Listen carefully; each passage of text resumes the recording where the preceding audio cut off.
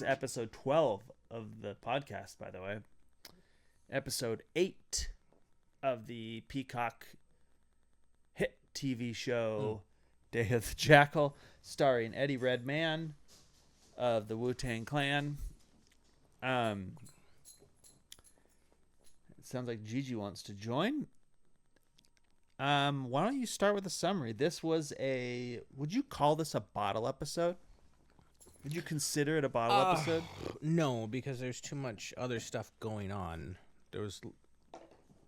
Yeah, I guess, and it wasn't really done for budget reasons because clearly they went to a completely different scene. They had many different locations, checked in with most of the different groups, but what you're reacting to is the primary narrative. Most of this took place in Afghanistan? Afghanistan.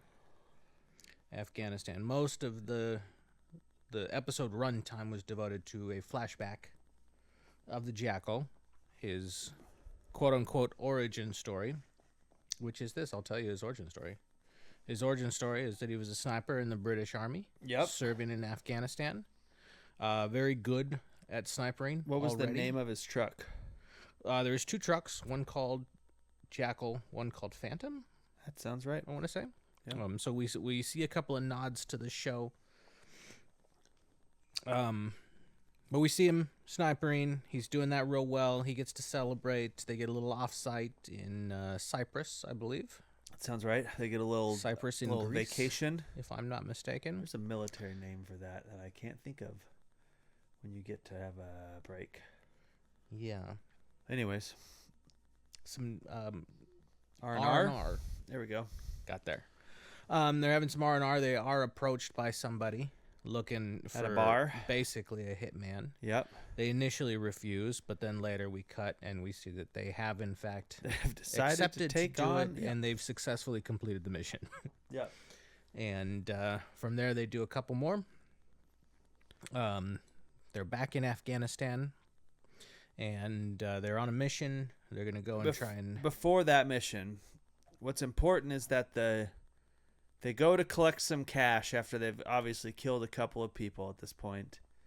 And the guy says, we could really use someone with your talents permanently. And the spotter of the two, spotter buddy, who I think they tried to make him interesting, but he's not very interesting. The sad part is I think we're going to get more backstory this next episode. That's the feeling I have. Because they haven't split up the two yet. We have this team right now of him and his spotter that we'll get into how they start their career. But that's as far as we got. And so I have a feeling there's going to be either tragic death of this guy or... They have some sort of argument. Or we're going to see him again in this episode and he's still alive and he's going to come help our friend. Mm-hmm. But he's kind of a weird off character. And what's interesting to me is he seemed the morally ambiguous character at the beginning because he was waiting to take a shot and the guy was like, just shoot this guy. That's fine. He's our target. Let's go home. And our Jackal was like, no, this is not the guy we're here to kill. So they try and give us a little more sympathy, of course, because that's what this show loves to do, is try and make us sympathetical to the Jackal. He does eventually get his shot, like you're saying, then that's what leads us into Cyprus. Anyways, there's this meeting. They're getting their cash. He says, I'd love to use somebody of your talent. Our boss has a lot of enemies who I guess we're allowed to believe are actual bad guys, which doesn't make any sort of sense because there's definitely some moral calls they're about to make. But they say that's not possible. We can't leave the army. Our spotter has 4 years left and our Jackal has 2 years left. And the spotter proves to be very dumb at this point, where you can see the Jackal kind of in his head tweaking thoughts and going, well, I need to get out of this. That's the trick. Yeah, well, they have a mission. Yep. They're gonna go and take somebody alive. Yeah, the mission gets cocked up. They shoot up the place. It turns out to be a wedding. They kill many. They murder everyone. People And who some did not deserve. And to be not murdered. only some people who don't deserve to be murdered, but they murder a lot of tribal leaders, I'll call them at this point, who are sympathizers to the U.S.'s position in Afghanistan. So these aren't just... They biffed it pretty hard. Yeah, they biffed it super hard. So they cover their tracks by calling in an airstrike. Yep. Which hits target. This is structured like it's the big pivotal narrative choice. It's where what then makes the Jackal realize that he's decides not necessarily on the good side. that he's going to then kill his whole team outside of the spotter, which he does by saying there's a bomb threat and he's going to go check it out. The two of them get out of the car and he blows up the car. Yep. And that's the end of the flashback. And I've already kind of started with it, but I was not a fan of this. I am less of a not a fan of it. I am not a fan of it in the context of this show. I actually thought it was an okay story, but I just felt like it was an okay story for a different show about somebody who becomes an assassin. I don't know that I think it was a very uncreative story. I think That's fair. If we had an exercise last app where we said, okay, next app we know is going to be a flashback, write me the story of how the Jackal became the Jackal, we would probably have pretty written close. about a third of that each. That being said, we did just finish watching a show that is also not creative that we love. Sure. I also did not care for the spotter character. I did not care. He did not seem to be a written character. No. He seemed to be okay, let's stack up the Jackal and his character qualities. Let's take the reverse of that. Let's so that we can show him in contrast, and that's the way that the character was written. They start off the episode with the spotter going, "Okay, there's a guy. Let's just shoot him," which is But then a the spotter baffling becomes plot choice. The spotter also just becomes like the moral compass later randomly, because when they shoot up the town, the wedding, the spotter's like, this was a slaughter, this was a shit show, this was like, all of a sudden this went wrong, or like now we're the bad guys, when before he was like, I don't care who you kill right now as long as we get to go home and have dinner. Really did not make a lot of sense to me. Yeah. I mean, you can see there's some elements in there, but it did not come together. Yeah, I guarantee you we either are getting him dying in a tragic way or him coming back to help our Jackal in this next episode. There's one other possibility, but I don't think it's what it is, which is just the Jackal and him having a falling out of some sort. The other issue I had is now this is the third episode where we get really no plot points to move the main thread of the story ahead. I think there's a version of this sequenced a little bit better that's more interesting. But it seems like a poorly sequenced album. This should have been restructured. The hits came on the first side of the vinyl, and we flipped to the other side, and we don't recognize any of the tracks anymore. I agree with you there completely. There's a huge, big giant thing coming at the end of the episode. Presumably, he's gonna have another shot at CD. Yeah, he has to make this happen. So you assume something exciting is going to happen, but 6, 7, 8 has been there. You could have skipped the episodes and not missed anything for the main narrative, and I think that's a Now, problem. you and I talked about this a little bit last night, and I think what would be much more interesting to me if they took this like background story, and if they had chunked it out into all the different episodes a little bit better, also made it a better story. But I think if they had chunked that out a little bit more and pushed the attempt further towards the end of the season, I feel like they were like, they wrote this many episodes, here's where the shot came, and they're like, we gotta like, what happens now? And one of them was like, well, we're gonna tell about how he got here. And I don't know. I think every effort they make to flesh out the character ruins it for me. I think, again, what made the book so good and what made even the movie so good is that you don't really know much about the character. All you see is what they do. It's very surface level and it's very mysterious. And that's even what was cool about the book ending, which I know you and I disagree on, but just this, like, the fact that they find out he's not the guy. I think that adds to the, like, I thought it was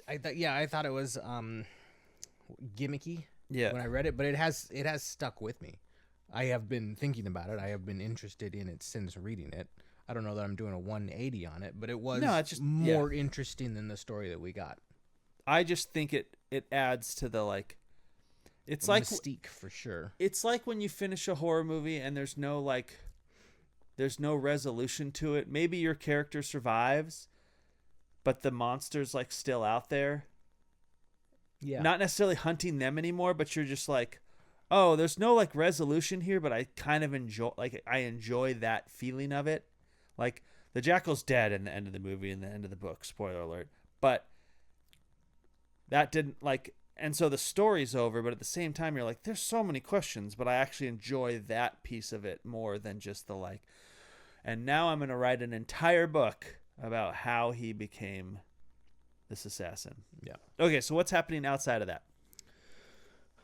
Outside of that, not a ton. The Jackal's wife figures out that the Jackal is the Jackal. Her She idiot brother calls him one time, and he has not quite a ready-made response. I think this likeness photo of him is so misleading. If I saw that on the news and that was if that photo was the photo of you and it was close to you, I don't think it'd even be close enough for me to make fun of you and be like, "Where were you this night?"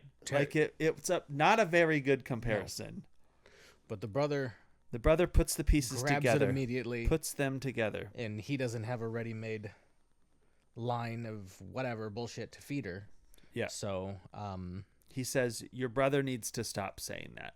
Yeah. Which I actually kind of like that moment, because a little bit of this is Eddie Redmayne being a good actor. There's a little bit of fear in his voice, but also, I'm going to kill your brother. Yeah. And his brother does have a gun. And some of his money. Which, again, if you're going to take the money, couldn't you just buy a gun with the money? Are you aware that it has been renewed for season 2? Yes. That's something I found out today. Okay. Yes, I did. I did know that before we even started it. It's interesting. I'm okay with that. I actually still, despite all of my complaints about the show, I just think it's easier to talk about the complaints than talk about what it's done great, because that's more interesting. I'd still enjoy the show. I enjoy the show, but it better not be Ed Red, going to try and kill Eustace again. You know what I mean? We better not be stretching that out. We better be coming with a different storyline. The other storyline is that Bianca is investigating. She's investigating Dugan. At the same time, we're getting the flashback, so she's correct. Which, a little dramatic irony where we know she's correct, but nobody else knows. And she still, even after reading the information, doesn't know she's correct. Right? They get this redacted file that they get a view. It didn't seem... I wonder if there's more there, because a truck blowing up isn't really enough for it to be redacted that many levels above. So, yes, it is a very, very high level top secret file, which, again, I agree with you. That we'll see if they actually bring that back or if that was just... We need to make this file interesting. Plot contrivance. But I feel like they might actually just completely drop that and be like, "Oh, it's so hard to get this file," when in reality, like, it's not. Nothing that happened was that so top secret that it's that. I'm interested if they come back to that, but in this show, that's I have a 50-50 proposition. Yeah, they probably will let it go. They're only allowed to read it in the room, and what I think is most interesting about that is when they leave the room. Our guy who's the one hanging out in the room, who's in charge of holding on to this file, Bianca's manager, is then pulled aside to go talk to our tooth puller, our internal investigator. Mm-hmm. And so it seems that they're on to him if he is, in fact, the informant, as we're led to think, and Micah would be right if it is. And then which again bothers me because that's so obvious. That's what I think I had a hard time picking him as the Mike. and also it hasn't really Nothing's mattered yet. it kind of has in one moment in that they tried to kill Bianca. But I think that was more them, not even him. He just kind of tipped him off. Yeah. He didn't set that up. Yeah, I don't know. I don't know what his motivations are either, other than maybe some money, which I guess is probably what we're gonna find out, is that there's some money here. And that's I'm not even that interested in the mole. pretty much it. Bianca goes to the jail to visit that one guy whose name I forget, and he Oh, why grabs can't I a remember knife his name? and He kills and himself. Kills himself. That was a pretty It was shocking scene. That was It was a shocking, cool scene, but it meant nothing. Yeah. I thought it loose would have been. end It that would have we even. tied Yeah, up. they just like I would need to. Man, what is his name? So another, I don't know, a firework, I guess. It's big, pretty explosion, but once it's gone, it's, it is gone. I think that is the like. That's just the Bianca storyline, though, which is completely. She's questioning whether the cost is worth it. That's her whole thing. And I also asked that same question: is all of this worth this stupid rich dude's life, who apparently is creating this thing that he's going to release? But as we know with all tech things and tech people, they tend to promise a whole lot of things, and then the next day there's a lot of don't look behind the curtains. Who's pulling the levers? Is this a Cyberpunk 2077 reference? No. No, it's not. It's a Emerald City reference. Did you play Cyberpunk 2077? No. I did. Too bunky. Yeah, I know. I'm trying to think if there's anything more. Yeah, guy gets pulled aside. I think we're gonna waste time with Bianca becoming friends with her like underling again and feeling bad about thinking he was the mole. Do we get the second assassination attempt this season? I would hope so because Well, I would fucking hope so. well, Yeah, I what would really hope so. what really is gonna, I hope he kills him. What will really bug me is that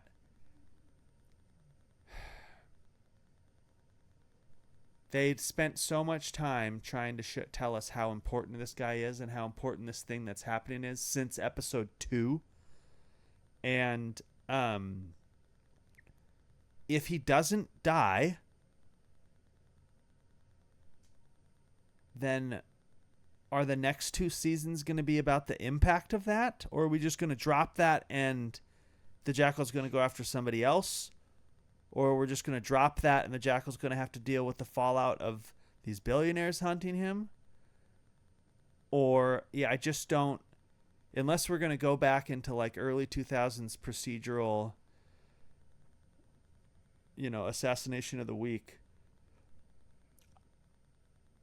That could have been a fun. It could have been fun. That could have been a fun show. Totally different show, but I think that could have been fun. I think you and I talked about my favorite version of the show, which would have been a much more entertaining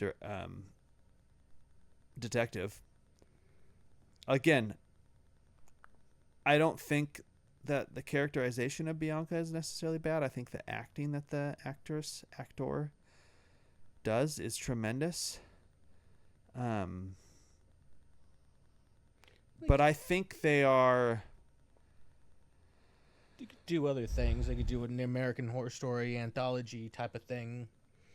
They could do the flashback thing. They could have a successful assassination. Martha Kelly, and that's then who I'm thinking of. Ed Red could go off and try and kill some other people. I'm still predicting we get the assassination attempt in episode 10, but it is on my radar that we don't have a location. We don't have a gun. We don't have... And Ed Red is... He's trying to get home right now. a known guy, going in the opposite direction. He doesn't have an opportunity or his various materials. So it would not be beyond the show to send this game into overtime. I hope not. Me too. I want that buzzer. Not the buzzer before overtime, but the buzzer beater. Me as well. What would make the UDC story interesting? If I had a firmer understanding of what it is that he is doing. I think it's supposed to reveal dark money.